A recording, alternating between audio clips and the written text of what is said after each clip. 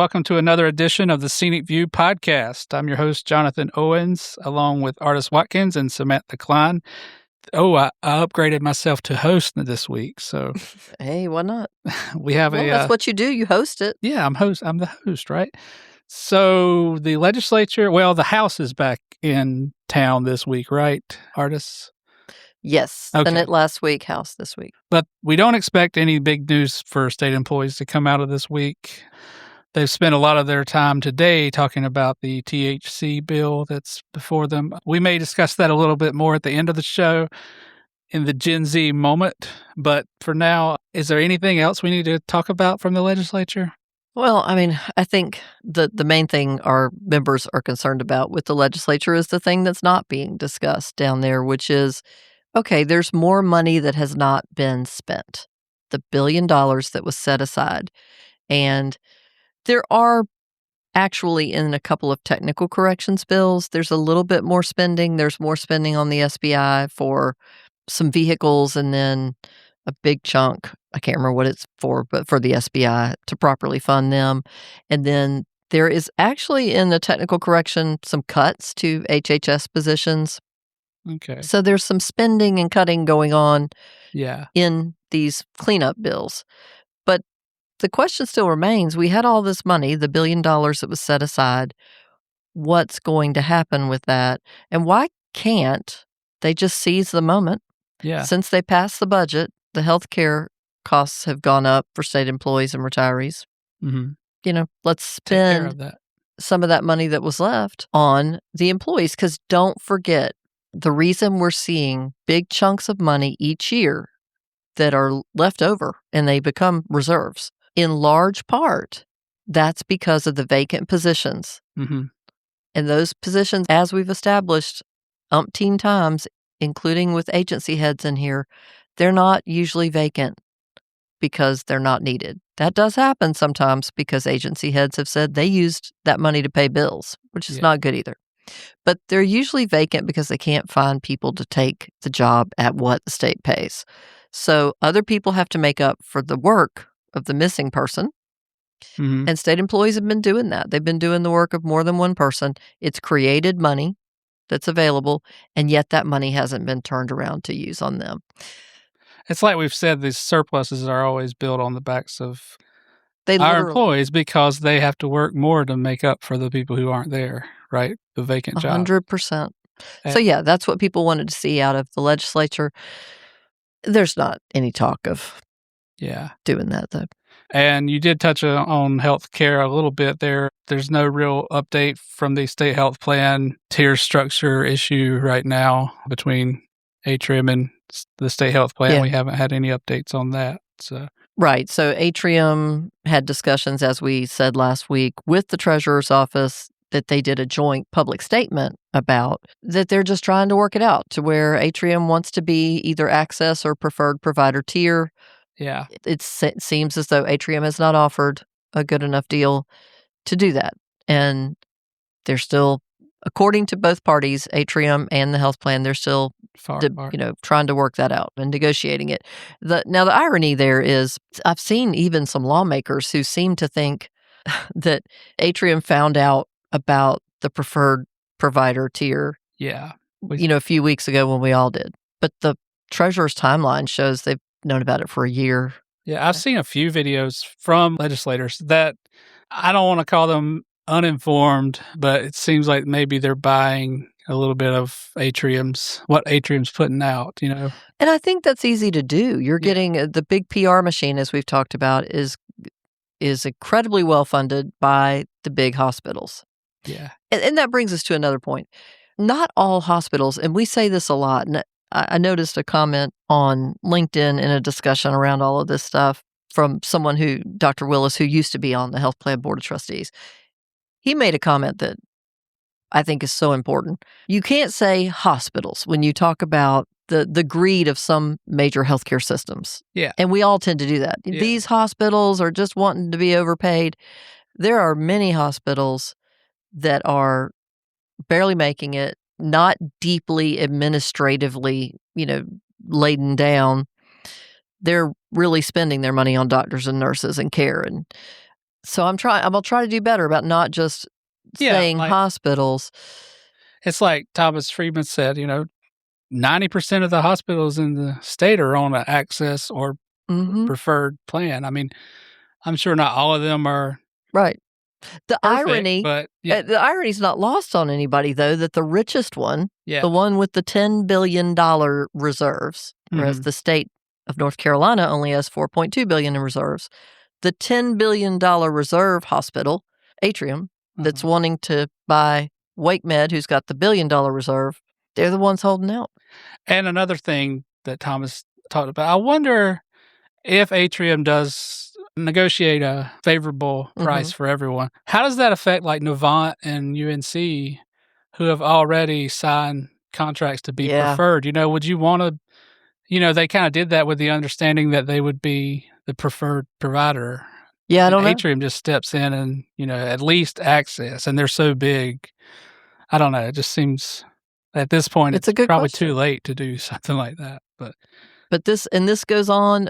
Don't forget, y'all, if you haven't called the Wake County Commissioners, they've not had their vote yet on the merger of Atrium and WakeMed. And, the health plan was very clear at the time. That merger would cost every single person in the health plan over $100 more a year out of your pocket. Doesn't matter where you live. Yeah. You can live far away from Atrium or WakeMed. It would make every member of the state health plan have to pay more than $100 more a year if they were to merge. And Sammy, you said you saw some signs around where you live, right? Seeing more and more people. Yeah, they upset. Just keep popping up around Glenwood Avenue. What signs? The signs that are saying no Atrium takeover and WakeMed, our community hospital. Yeah. Those seem to be popping up more and more along Glenwood Avenue and those main streets where people are driving every morning, very heavy traffic every morning and afternoon. Yeah, there is a grassroots effort that's pretty strong out there. Yeah. So no news from the state health plan, but another topic that State Treasurer Brad Bronner is heavily involved in is obviously the pension system, and the Teachers and State Employees Retirement System Board of Trustees met on Friday of last week. We did not get to talk about it because we published on Friday, but we do need to revisit that and see and just talk about kind of what came out of it. I guess the top line is the system earned $17 billion in the last fiscal year ending on June 30th, and that's a return of 12.4%. So that's good news. That's great news, yeah. I think our 5-year average is what I know when Treasurer Bronner was here and or when we were at his office talking to him, he mentioned they have to look at everything in the retirement system in terms of 5-year, what they call smoothing. Yeah. And that's still biting us because the 5-year results are not. And you had mentioned that you don't like the smoothing. I hate the smoothing. Chief Investment Officer Kevin Sigrist said the main message out of this is we're closing the gap, which is one of our objectives over time, and materially and expeditiously improve the returns of the retirement system. I think the unstated goal there is to hopefully get a COLA for our members in the future, and they've actually said as much. But, you see $17 billion in returns in a year, retirees can't help but wonder, well, why did we not get a COLA from that? Right. I mean, and I think that's a valid question. It's the smoothing. Yeah. I mean, they're going to say, well, we did poorly, 3 years ago. And to me, I get it, the accounting technique that smoothing is. But what happens is that makes it to where there's never a good time for retirees. Yeah. Oh, yeah, it's not a good time because we had a bad year 3-4 years ago. And then you're always going to have a bad year. Right, because one of those 4 years. Exactly. And Treasurer Bronner even acknowledged that. Yeah, it's very rare that you have 5 amazing market years in a row, right? Yeah. So I do have concern that that's part of the problem. And then the other issue is just going to be the fact that as more positions have been cut in state government, that's even less positions putting money into the system, which puts more pressure on the General Assembly to do a larger employer contribution. Are they going to take up the slack of the positions they cut, which in part defeats the purpose of losing those public services that were needed in the first place? Yeah. Or are they not going to increase their funding on the employer side, meaning you would still go behind and need an even greater return on the investments? And if you just hire the workers, you get the economic impact of that. Exactly. Of new people having jobs. And, Oh, it's a no-brainer. yeah. So you'd rather invest in employees than throw all your money at the retirement system, which you'll have to do, Yes. right? And speaking of having to do that, this Carolina Journal story states that after a meeting, they spoke with Briner about the pension system, and they brought up this report from the Committee for a Responsible Federal Budget that says that Social Security will be experiencing a 22% shortfall in the next 6 years unless Congress acts. Yes. And so Briner answered that, there's no math where we can make retirees whole because of that. We can't pick up the slack of that big of a... Yeah, should that happen? Yeah. Yeah. Now, you said that North Carolina is unique in that, well, not unique, but one of the few states where retirees also get Social Security benefits. Yeah, right? I don't know if we're one of the few, but we are one of the states. Some states have a higher benefit, a higher check that goes to their state retirees than North Carolina, based on a formula that's much, much higher than our formula. But in those states, some of those states don't allow Social Security to go to those employees. So our system allows Social Security.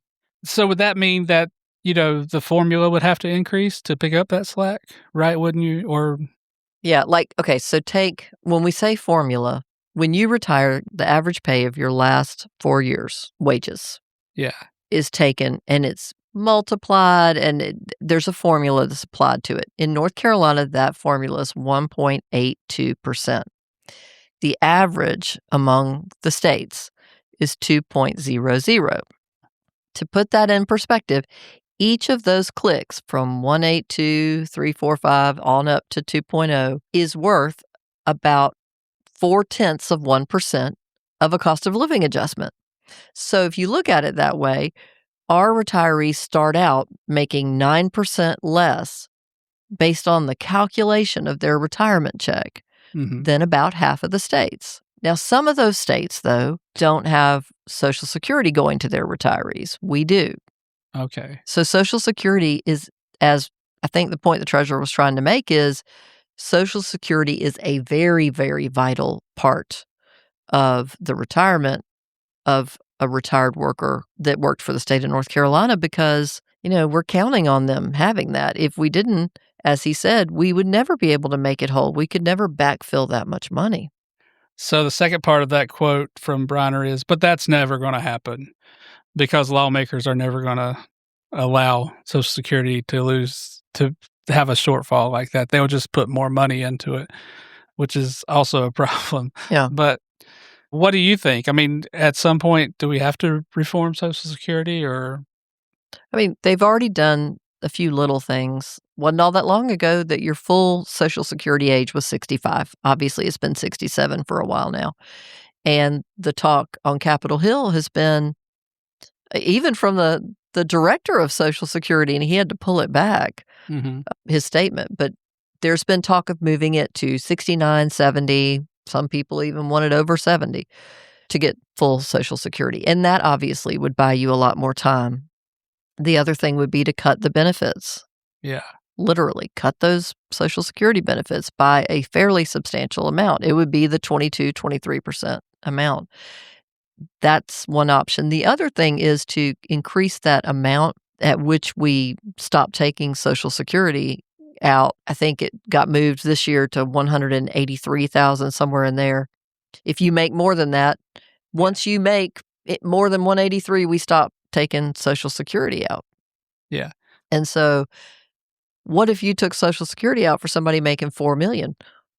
Obviously, there'd be a lot more money in the system. That's right? true. That's a very good point. That was going to be my other point. Was the other option is to raise taxes, people who can afford to pay tax. You don't even have to. I mean, just everybody put into Social Security for their whole check. I mean, that's definitely one of the things. And so they moved it. I don't know. I think about They moved it up about $8,000. But a lot of people are asking, why would we cap it at all? Yeah, why do you cap that at some? I mean, the people who make that much money can afford to pay. Yeah, You know, well, one would think, right? And with an aged population, this is a tangent, but I just see so many. The baby boomers are aging so like there's going to be so many of them in the next 5 Correct. to 10 years. Yeah. I think I read that more than half the country will be above a certain age. Yeah, I mean, right now, 20% of the population of North Carolina is on Social Security. And so that's a lot. That's a huge economic driver and hindrance if it's not going well. So, well, the whole system was set up so that you, kind of like our retirement system for state employees, you fill it as you go. And so you have some people drawing the check who spent their career putting in, and then you have other people who are putting in with the implicit promise that one day they'll be able to draw. And what we've got right now is a dwindling number of people who are putting in because of the demographics. We just don't have as many young people as we have older generations. So there's really no question that at some point, and I think Treasurer Briner's right when he said this is going to end up falling on the younger generations one way or the other. Now, does it have to? No. Yeah. No, there's so many things you could do. When we're having discussions over whether to spend another $300 billion on a war, I think it's pretty obvious there's other things we can do. Yeah. It depends what we decide to prioritize. That's all. It's all about that, even at the state level. Well, in 1983, Social Security was almost broke. That's what everybody was told, right and left. It's going broke. It'll be broke soon, very soon. And what Treasurer Briner was saying about politicians won't have the wherewithal to actually make devastating cuts to it, that was true then. I don't know if I feel as confident now. There's so many politicians who've been very kind of brazen about saying people should work longer and they shouldn't expect as much from their Social Security. And I'm thinking, oh my goodness, if you've put into it at that point 50 years, I guess you do expect. It's not that Social Security makes you rich either. No. It's a pretty nominal check. I mean, it's like I shared with you. My dad is almost 80 and he still has to work. I mean, and he gets a Social Security check and he really lives off that. That's very important to him. And it's a real mess. It's a massive issue. It's a massive issue in terms of payroll tax. It affects the state. What the federal government decides to do with Social Security does affect the state on a number of levels. And so I'm glad the treasurer's keyed into that and paying attention to that, because he really would have a mess on his hands that he could never fix if they change that. Well, other statewide news, I saw this story about the Department of Health and Human Services are tracking cases of cyclosporiasis. Cyclosporiasis. There you go. I am impressed that you can say that. That's a big. Got a lot of health anxiety. I learned these things. Me too. It makes it useful. Yeah. So there's 2 cases reported. Well, this is a Watauga Democrat story, so that's the name of the newspaper, not just some dude. It's a Democrat in Watauga County. But the Watauga Democrat. Yeah. So this story from them says there's 2 cases reported in Watauga County. There's been cases, I guess, pretty much all over the state, and the DHHS has created a dashboard that tracks all of them. There have been 728 cases in North Carolina this year alone. And it's updated on Tuesdays. And you can go to this URL and see it. But another dashboard. I honestly think that ever since COVID, people take any parasite sickness and kind of blow it out of proportion, because cases and sicknesses like this is a parasite that has existed in the past. Things like this happen every single summer because you are growing more fresh produce and people are consuming more fresh produce during the summer. Yeah. And I think just since COVID, people blow more and more of these things out of proportion, because before they didn't talk about it nearly as much. It was like, there's a stomach bug going around. Yeah. I do think, though, we're a little more nervous because we know there's less oversight. Yes, because some of the cuts at the federal level were to people looking into our food safety. And I think that's made some of us really talk about getting paranoid. But Yeah. And I'm sorry, girl. They said explosive diarrhea. Like, I'm out that's on all that. I had but to there's- hear. I there am is- not having any lettuce. No, But there is also people who are searching for it because they want to lose weight. oh my Yeah, I've gosh. seen that Like, too. this is I don't think that's how It's that works. ridiculous. That would not be a good way to lose weight. No. ridiculous. Just take lots of, I don't know, something that makes you do that. But yeah. It's the word explosive I can't get past. Oh, Yeah, that just sounds. they say it lasts for like 3 weeks too. Holy cow. Yeah.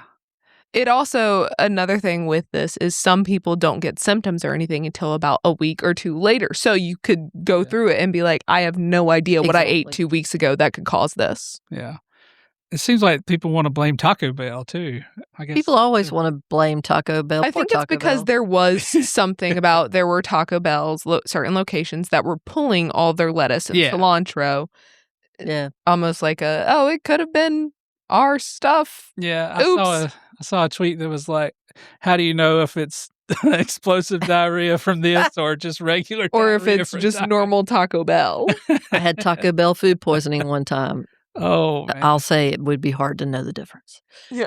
But I don't know. I think tracking it does sound kind of really almost impossible. Nobody remembers where they Yeah. ate yesterday. But it's cool that HHS has Yeah, got this dashboard. I think that's helpful. And for folks who have there healthcare anxiety, that's maybe helpful. maybe not though. Yeah.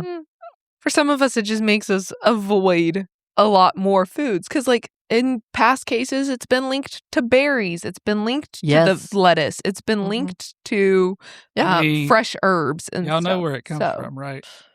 Well, not having It only adequate comes from toilet It only facilities. comes from human Yeah. feces, right? So this was a huge issue again in the 80s. It seems Uh-huh. like the 80s are coming around in every way again.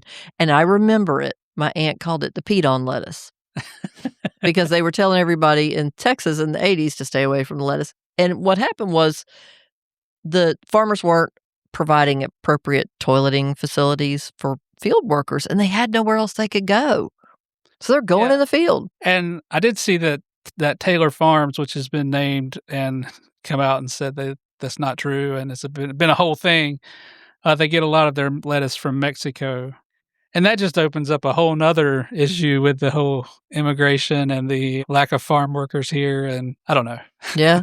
And I mean, I know the Department of Labor in North Carolina does have people who inspect farms and make sure that there are appropriate facilities because it does become a public health issue. Seems like there'd be something you could spray on the lettuce to kill it all. I don't know. I But mean- maybe that would do more harm than good, right? Yeah, but there's also the issue that, your workers should be entitled to have Yeah. a facility. well, it is also some of the products that they label organic. They can't spray those kinds of things True. and Yeah. pesticides on them. Otherwise, it's no longer organic, and they can't charge you an arm and a leg Yeah. Yeah. for said organic products. And you said that 2 people have died from it here, right? Yes, not here. I believe it Oh. was in Michigan or okay. Minnesota or something. Yeah, it was one of those Michigan. M states. I think it was Michigan. But I mean, if it can last as long as you say, I can see that this is Yeah, a that's- gross conversation for a podcast. No, but like dehydration. I would and think, everything. yeah, you could, Yeah. if you were ill or just too skinny. I'll tell you what, I've been severely dehydrated before. Just in general, it is not a comfortable feeling. Yeah. It's very scary. Well, Very scary. Yeah. The only other story that I saw anywhere, the only other story noticed was Wake County Schools. There's a story in the News and Observer that Wake County Schools is facing a $17.6 million in budget cuts this year. And part of the reason I think had to do with the state budget and raises maybe being higher than they expected. Mm-hmm. Is that what you saw, Samantha? Yeah, what I'm seeing is that they built their budget around the projection that they would provide a 3% raise, and now there's 3% raise for non-certified staff, but there is an average of an 8% raise for the teachers, with the biggest raises going towards beginning teachers, making the new state base salary range from $48,000 to $59,000. Yeah, and so the county picks up part or whole of that raise for some teachers, right? So Mm-hmm. They would be on the hook for that. I know that Wake County has a much larger supplement than surrounding counties. I know when I worked for the newspaper in Sanford, that was a big problem that we lose all of our teachers every year to Wake County. Yeah. So it has traditionally been a very generous supplement. Yeah, so maybe that may not be as much the case moving forward. I don't know. I didn't see any mention of that in the story, but... And I think that that's what we're going to see more and more stories about, those type of things, because I've talked to a lot of folks from cities and counties who said, whew, there's stuff because of the budget that is putting pressure on them. There's also ways in which the state budget alleviated little pockets of pressure. I know that we have some state employees who are still complaining that part of the budget was to allocate money towards paying for law enforcement increases for local government. Yeah. Which seemed so strange to them. Yeah. But I think we're going to see a tremendous number of stories as people work through the budget. Certainly if the General Assembly, either between now and the end of the year or when they come back in January, if they do anything with property taxes for the local governments, goodness, you're going to really see a lot of different budgeting issues for them. So to wrap up that story, it says Wake County will need an additional $17.1 million in local funds, $13.7 million for the teacher raises, and $3.4 million for the bonuses that are in the state budget. They'll also need another $500,000 for state health plan hospitalization contributions. So the state budget was obviously disruptive for local budgets as well. Yeah, I mean, it's a good thing to have the increases for the teachers, but yeah, it does put pressure on people. You said you had another story? Yeah. The other story I wanted to mention wasn't really a story. It was a television show on Spectrum that the DMV commissioner, Paul Tyne, was a guest on In Focus. It's the name of the show, In Focus. Uh-huh. And he was talking about, you'll love it, John. I mean, the show was just Sunday, so you probably hadn't had a chance to see it yet, but he talks about technology and how they're really investing heavily in upgrading their technology. He also talks about the workers they've gained. They've gained even more workers this year through the budget. As we talked about last year, after years and years of begging the General Assembly for more folks at DMV, they finally did that to a large degree. Not to the degree DMV's always said they needed, but they got a big chunk of the way there. And then in this budget, I think there's 35 more that have been added. I see that episode is available on their website. I'll share it on our Facebook page. That's cool. Pretty neat, yeah. And then he talks about how they've tried to open more offices in areas like rural areas where people had been pulling people from some of these rural offices to try to help with offices where there had been tremendous traffic. So to avoid having to do that, they've moved some staff into those offices. So it's an interesting interview. I wasn't sure about the part where he says we've moved people so that he mentioned Garland, for instance. They've opened one up in Garland. And I thought, well, that's good if somebody lives around there. But I kind of wondered, did somebody have to move from working in Charlotte to go work in Garland? I don't know the answer to that. But yeah, I know that when we were trying to get my son's driver's license, he was like right during the COVID era, and it was like impossible to find a place. I know that we would go anywhere to get it, and I bet that's still the case. You would drive an hour away if you could get an appointment. Yeah, that was the question the reporter asked him was, look, are people still driving all over? Yeah. And he said, the goal is for them not to have to do that. And they're hopeful that some of these changes will fix it. When I was in college and I got my updated ID once I had turned 21, there was someone in there because I waited in a long line. Like I was the last person let in that day before they said, hey, everyone behind her got to go. Go home. Oof. And I remember hearing someone in the line. I don't know if they were ahead of me or in front of me, or behind me. I don't remember. But I remember hearing someone say, I drove 3 hours from Charlotte because this was the only place that wasn't making me. Because at the time, it was 2021, so it was after dead of COVID time. And they weren't making you, at that DMV, they weren't making you do appointments. Yeah. So it was like the only place No. within a distance that person, they had to drive from Charlotte to Silva, North Carolina. Ooh. Well, it seems like, to me at least, that, the DMV has improved dramatically since then. Oh, yeah. It seems like. Yeah. Oh, yeah. I just went to the license plate agency earlier this year, last year, and I got in and out in maybe 10 minutes. Yeah, we tend to fund them pretty well. But it was also private 8 o'clock in the run. morning as soon as it was opened. So Yeah. Well, and I think it brought to mind, though, that we've talked about it several times. And I know we invited him, but we need to invite him again, Commissioner Tyne, to come and talk. I think that DMV issues never go away as issues of interest. Even though things are a lot better, people always want to talk about or hear about DMV. And speaking of invites, and it kind of ties in with this, with DMV, but I'm still searching for someone to talk to me about AI and how it will affect state employees and state jobs. I've reached out to several different agencies, haven't had any luck yet, but I'm still working on it. So hopefully, if you hear this and you know anything about it, give me a call. Let's do a podcast. Tell you what, my opinions on AI get stronger and stronger every day. Because I'm at the point where I'm like, why am I seeing so many commercials promoting AI? If you are having to force feed me propaganda to make me believe that it's a good thing to put these data centers near my house, it's not good. I think because it's mainly the data center commercials that I'm seeing. It's not the actual Sandy, AI brand. just have faith. At the end of all of this, none of us apparently have to work. Yeah. The government will just give us money. That's what I keep hearing. Yeah. Did you see the Elon interview? Yeah, where he's like, no one will have to work. And no one have the to lady work. was like, well, Who's how are you going to pay for that? Are you going to raise your taxes because you'll have all the money? And he's like, oh, no, we don't want to do that. Yeah, I was like, wait, what? But he's inferring that we get money, so where it would come from other than the government, I don't know. But anyway, it's going to be great, Sammy. And he said, we're just going to be like Wall-E. We're going to just exist.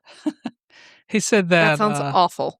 Anyway, so Gen Z moment. We talked about a little bit about what's going on at the legislature this week, and a big part of that is the debate over THC products. I think there's a bill to pretty much do away with all of them, right? It caps the amount that they can include in it, which does kind of restrict, and it does for a lot of companies and brands. It basically puts them out of business overnight because while hemp farming is legal at the national level, it restricts how much they can include in their products and messes with their formulas so they can no longer essentially produce some of the products that they were producing. And not to just be stereotypical and put this in Gen Z moment, but you had some statistics on that, right? Yeah. Gen Zs have definitely changed their habits when it comes to drinking versus THC consumption. And Gen Z's statistics show that 69% of adults between the ages of 18 to 24 favor THC over booze, and 56% have actively replaced alcohol with cannabis. So some of the reasons behind it is the health and wellness, and it's perceived as a cleaner, more predictable way to unwind without physical illness or heavy hangovers. Social media mindset, Gen Z is more conscious about their public image, and they do not want to post or record messy videos of them drinking and being seen in public as messy, intoxicated, embarrassing kind of, as well as social and financial factors. It's cheaper for them to consume an edible or a THC-infused beverage or share a vape that includes THC limits in it, rather than going bar hopping and clubbing and paying for drinks and going about that. To be clear, though, marijuana is still largely illegal in North Carolina, except for on the Cherokee Reservation. Yes. And hemp-derived products, not marijuana-derived products. So like hemp products like Delta H and other THC products. It is THCA and Delta 9, Delta 8 products is what the Gen Zs are using. Okay. Is that what they call weed? No, this is the legal, what they are allowed to farm and legally produce. Okay, so you wouldn't. Yeah, okay. Yeah. There is no legal repercussions of consuming THCA, Delta 9, Delta 8 products. So this is a huge economic fight. It really is. It's a total economic Every gas station you go in has a bunch of that stuff. And, there's all these vape shops and things. And I'm not even saying it's a bad thing, but it is an economic driver. I mean, there is an element of that. And based on a national survey on drug use and health, last year it was recorded that there are 21.4 million daily or near daily THC users in the U.S., while in comparison, there is only 17.2 million who consume alcohol. On a daily basis. And that's just Americans. That's not a matter of Gen Zs. That's just in general. Yeah. Again, this is boiling down to a fight, clash of the titans, the liquor industry, alcohol industry. Yeah, they're like, why are you dragging us into this? Yeah, I bet they love being drug into this. This is a... Yeah. And it's even gotten to the point where there are a lot of, especially in North Carolina, local bars and restaurants who have started incorporating THC ciders and seltzers into their menus because Gen Zs and some of the younger generations are choosing to drink that over alcohol. And so their sales were declining with alcohol. So they found a way to bring people back in. That's fascinating. Yeah, hundreds of protesters have packed the legislature. Yeah, we're recording this on Tuesday, by the way, and so that's going on right now. So this is kind of becoming the shrimper issue of 2026. On a I hope they're as strong as the shrimpers. I mean, it's fascinating. The things that will bring everybody out. Yeah. And this seems to be the biggest I've seen since the shrimpers. Yeah. So this bill passed the Senate last month, and then House Speaker Destin Hall declined to bring it up until now. So we'll be watching. Is there a state employment angle to this? Like, can it bring in revenue? Well, I mean, all of it can be taxed. I mean, but it is a good question, like how you tax it. Mm-hmm. That's been a knockdown, drag out. I remember we were dealing with a Tabor law a few years back, and that was kind of one of our examples that, Colorado had so much trouble with the Tabor law that they had to start selling marijuana. No, the issue was Colorado, you had legal marijuana in Colorado you could buy. And they had a Tabor law which put a maximum on the revenue. They put a cap on their revenue. Yeah. And so when it was over 5% over a certain number, anything above that, a check went back to the public. Well, a lot of the proceeds were coming in from the tax on sale of marijuana. So little old ladies were getting checks because they were drug dealers, basically. That's how they saw it in many cases. Because the state was a drug dealer. Yeah. And so there were literally some people saying, I don't want this check because it's drug money. It was a whole thing. I think I just found our solution to the retiree cola problem. Sell drugs? Open up marijuana sales. You can't make a fraction off of that compared to what you make off of pharmaceuticals. Or hospitals, right? It's all a big circle. It all comes back. Yeah, okay. So, or hospitals. I saw somebody today, Duke Energy's quarterly earnings report came out, and it was like $1 billion, that their profits are up 11%, and they made $1 billion in profits in Q2 of 2026. And so people are like really mad because the power company made $1 billion in profit in Q2. But that's where it's fascinating to me that your nonprofit hospital can have $10 billion sitting to the side. You're cool with that. But your power company making money. Yeah. It's interesting where people draw the line. Same with alcohol and hemp. I think it's because we use energy on a daily basis. Like, a lot of people do use their healthcare on a very regular basis, but energy is an every single day kind of thing, and we see those bills every single month going up. It's outrageous. There's no question. But should nonprofit hospitals make the kind of profits? They should not make a profit. Right. No, they're nonprofit. They should not make a profit. I had that conversation with my dad and one of his work buddies, and mentioned to him how much the Atrium CEO makes on the phone, and he was like, "That's stupid." I was like, "I'm aware, Dad. I know." And his work buddy will be sitting in the car with him, and he'll get so interested in some of the things that I bring up that he starts asking me all these questions, and I'm like, "You're having these conversations with the military." Yeah. So it's time for my question of the week. John's wacky weird question of the week. Question of the week. I am going to the happiest place on earth this weekend, apparently. Woo! I'm not very happy about spending the money to get there, but whatever. It's like I always said. I heard a joke one time that when the family goes up to they get through the gates at Disney World, like Mickey comes up behind the dad and points a gun at him and says, "Give me all your money." And that's basically what happens. So my question is, who's your favorite Disney character? And the only right answer is Donald Duck. So who is your favorite? I never got into it as a kid. Oh, okay. Do you have a favorite cartoon character then?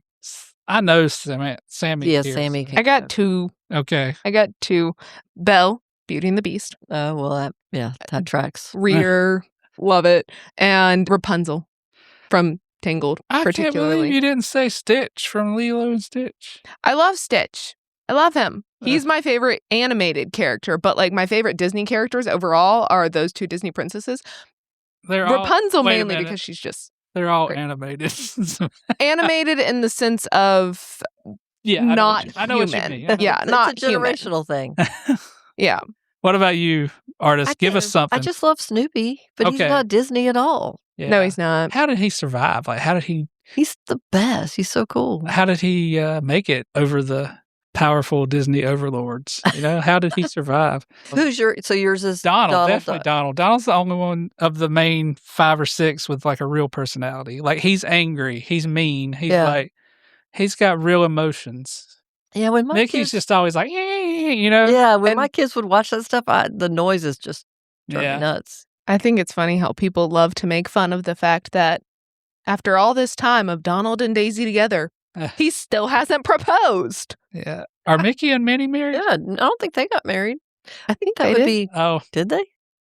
We need to know. did Kermit and Miss Piggy get married? That was a somewhat abusive relationship. But that's a whole other issue. The Muppets are now Disney too, right? Yeah, they're married. Let's talk about something while we're on it.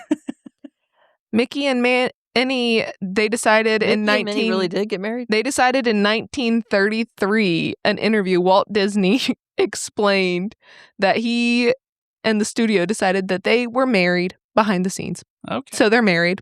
Wow. Donald's just he's a loner. He don't need to be married. But he's Can't in tie a Donald down. relationship with wonder- Daisy. He's in a Well, she's long-term the only duck. relationship. She's the only other talking duck.